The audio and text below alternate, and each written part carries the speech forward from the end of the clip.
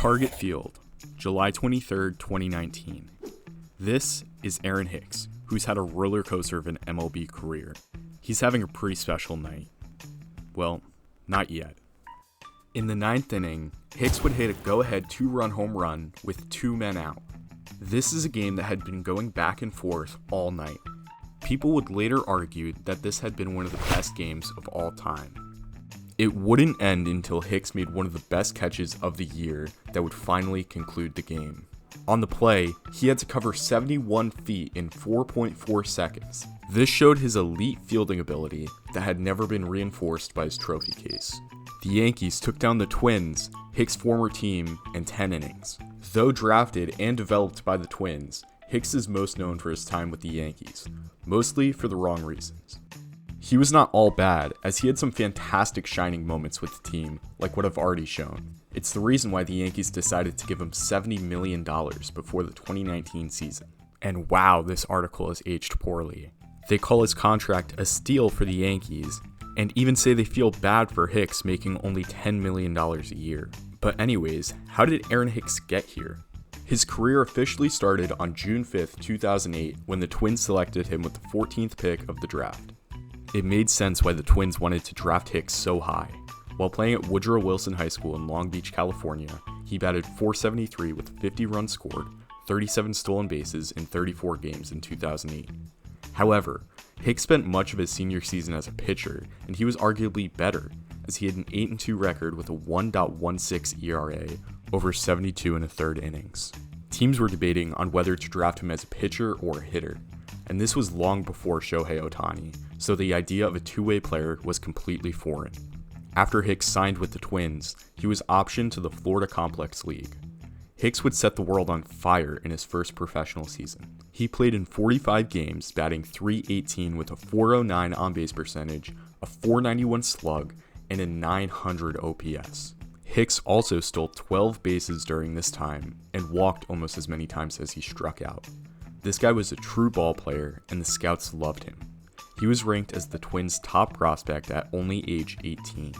At 19 in 2009, Hicks was called up to low A ball in Beloit, Wisconsin to play for the Snappers. Hicks finally got a reality check. Some key points from his stat line included .251 average, a .353 on-base percentage, and his .735 OPS. Hicks was also thrown out on the base paths almost as much as he was successful swiping a base. Scouts were not scared off by the dip in production, as he was named the top Twins prospect for the second year in a row by Baseball America. At the 2009 trade deadline, Hicks was almost dealt for Pirates second baseman Freddie Sanchez to help in a playoff push.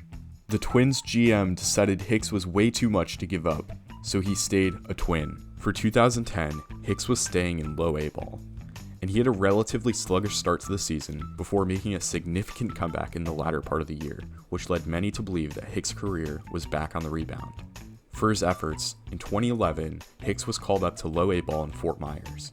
Many were still high on Hicks, as Keith Law of ESPN ranked him as the 10th best prospect in baseball, behind the likes of Bryce Harper and Manny Machado.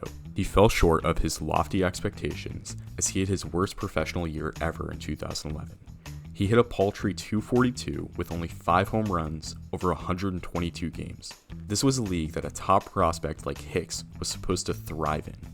Instead, he showed his true colors as a ball player. He's not a guy with a ton of power or really impressive contact abilities. What Hicks can do well was walking. He walked 78 times this season, which ranked 4th in the league. The year before, in 2010, he was 5th in the league with 88 walks. It was a true skill of Hicks that teams really liked about him. He got on base. Why do you like him? Because he gets on base. Besides the walks, the 2012 campaign was make or break.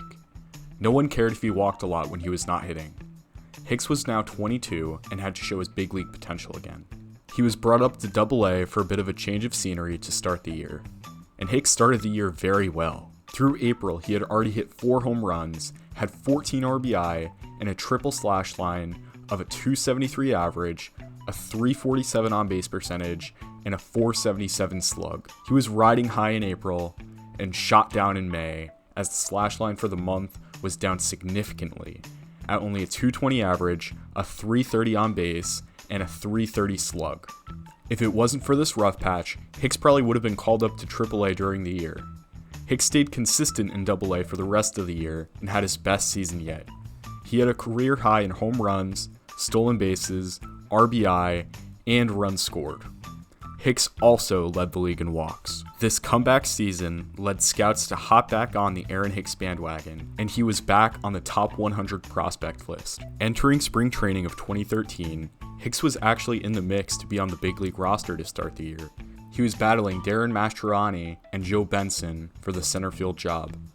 Hicks blew everyone away during spring as he led the Twins in almost every category. Runs, hits, home runs, RBI, average, slugging, and OPS were all led by Aaron Hicks. The rebuilding Twins had no option but to have the young Hicks start on the team in center field for opening day. He promptly filled the holes left by the trades of Ben Revere and Denard Span during the winter at the top of the order. Hicks had finally arrived in Minnesota. For whatever reason, Hicks was not able to find a groove at all. He was struggling worse than he ever had before to start his major league career. Through April, he somehow maintained a .113 batting average, only collecting 8 hits the whole month.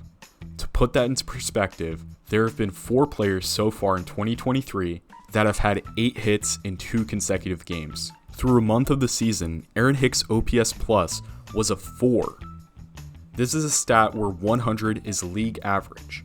So this means that he was 96% below league average, or in other words, really, really bad. Due to this performance, Hicks found himself in a Bleacher Report article titled MLB's Worst Stat Lines Thus Far. It was a tough break for the rookie. Luckily, he was able to channel some of his anger into the ball as he hit 6 home runs during the month of May, which is actually tied for his career high in home runs for a month, spanning even until today. Even though he got some pop in his bat, his average stayed below the Mendoza line. The only thing keeping Hicks on the big league club was his elite defense. Hicks ranked in the top half of the league in multiple fielding stats, most notably his range factor, which ranked 4th in league for center field, and his arm strength. The latter would make itself known when Hicks made one of the best throws from an outfielder ever on July 12th against his future team, the Yankees. Deep in the right center field gap, Hicks grabbed the ball off the rebound of the wall and threw a strike to third baseman Trevor Plouffe to nab Vernon Wells going for 3. However, only a couple of weeks later, Hicks lost his spot on the big league club.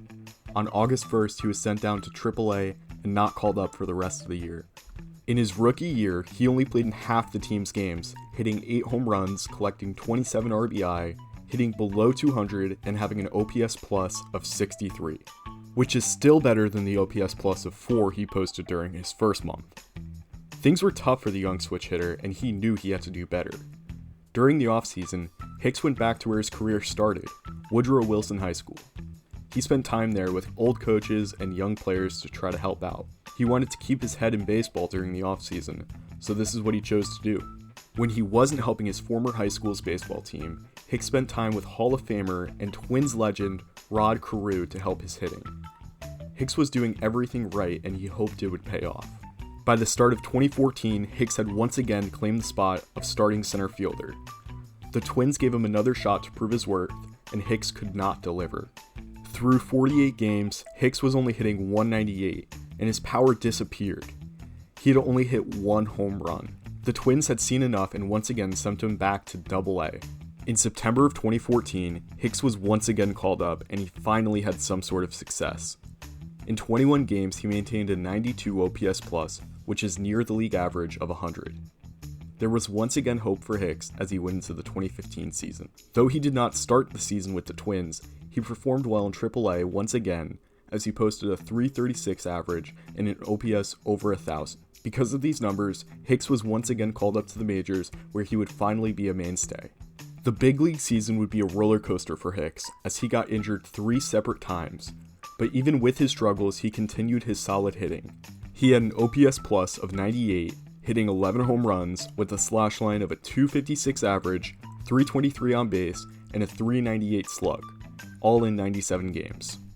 The Yankees had their eye on Hicks ever since he wowed them with his incredible throw in Yankee Stadium in 2013. Their first deal in the 2015 offseason was to send John Ryan Murphy to Minnesota for the switch-hitting Aaron Hicks. It made sense for the Twins with their super prospect Byron Buxton making his way to the major leagues.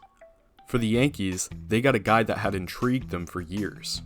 For Hicks, this would start a nearly 8-year stint in pinstripes, and this is where he would become most known. This is the place that gave him a $70 million contract. This is the place that would eventually hate him more than seemingly anyone. It seems like his time in the Bronx is a showcase of the saying, you either die a hero or live long enough to see yourself become a villain. Before he signed his extension in 2019, he was more than anyone could ever hope for. After a subpar 2016, where he seemed lost at the plate, he blossomed. During the 2017 season, in only 88 games, Hicks helped lead the Yankees into a playoff spot for an unlikely year for them. He hit a career-high 15 home runs, and had a career-high in average, on-base, and slugging, and even stole 10 bases. In 2018, he improved even more. Playing in 137 games, he hit 27 home runs, the same amount that teammate Aaron Judge had that year. His overall numbers were very similar to his breakout in the year before. His average dropped, but his slugging and on-base stayed the same. His walking ability was shining once again, as he drew 90 walks, which was tied for 11th in the big leagues and 5th in the American League. At this point, the Yankees loved their switch-hitting center fielder and saw him as an underrated player in the league. They were excited about the contract extension that locked him in for the next 7 years for $10 million a year. After the contract was signed, Hicks almost immediately got injured. He missed opening day in 2019 with a lower back injury that sidelined him until mid-May. No one knew it at the time, but this was probably the beginning of the end for Hicks. During the season, he played in only 59 games, posting a .769 OPS, which isn't that bad.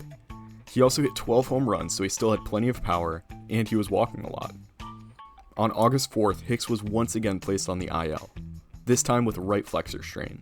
He would miss the rest of the regular season, but return in time for the 2019 ALCS, where he would eventually hit a home run. It was clear that Hicks was not healthy, and it came out right after the series ended that he would have to have Tommy John surgery, sidelining him until at least the second half of the 2020 season. Somehow, Hicks would not have to miss any games due to the injury because of the shortened 2020 season. He was probably the only person that has not missed any games because of Tommy John. Hicks would play in 54 of 60 games and actually posted a higher OPS than his 2019 mark, which gave hope to many. His average was way down at only .225, but that did not matter when his on-base percentage was .379, the highest of his career. He ranked 5th in the MLB in walks during the shortened season.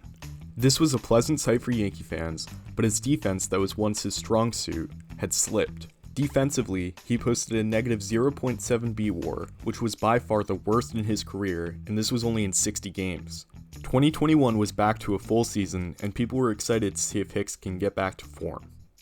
In 32 games, Hicks had a negative 0.3 B WAR, hitting 193, had a 293 on base, and a 333 slug.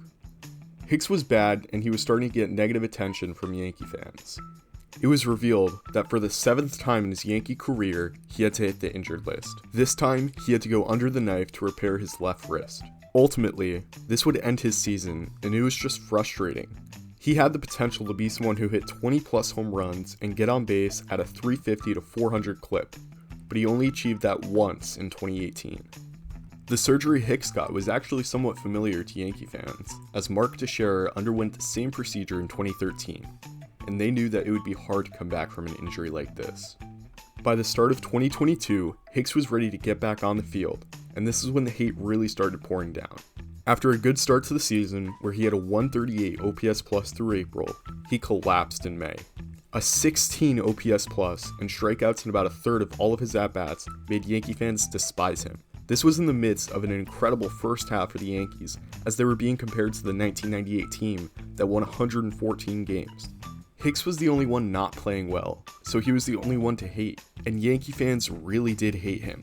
But Hicks actually rebounded in June and July, posting above average OPS plus numbers of 102 and 151 in each respective month. He did not have his old power numbers, as he did only hit 5 home runs in 2 months. But his walk numbers were very solid during this time, and he was getting hits. August was tough again for Hicks, as in 17 games, he had a 6 OPS plus, collecting 7 hits all month. He was very bad, and he hurt it. Luckily, he again rebounded for a solid September where he had an OPS plus of 86, which is still below league average, but 80% better than his August. The Yankee fans probably hated Aaron Hicks a little bit more than he deserved. He had a bad couple of months, but he had 4 solid months, with one of them even being very good. Hicks was still elite in his skill to walk, but he was striking out too much and not getting hits when he needed it. He was booed constantly at home, and I think it affected him significantly. Just look at the home and away splits for 2022. Everything was down when he played at home. It seemed inevitable that Hicks was going to get a change of scenery soon. The Yankee fans couldn't stand him, and he was not welcomed in his home stadium. It took only 28 games in 2023 for Hicks to be DFA'd. In the games he played for the Yankees in 2023, he had no excuse for how bad he really was. He looked completely lost at the plate. The Yankees' division rival and surprising team in 2023, who had just lost their center fielder, decided to give Hicks a chance.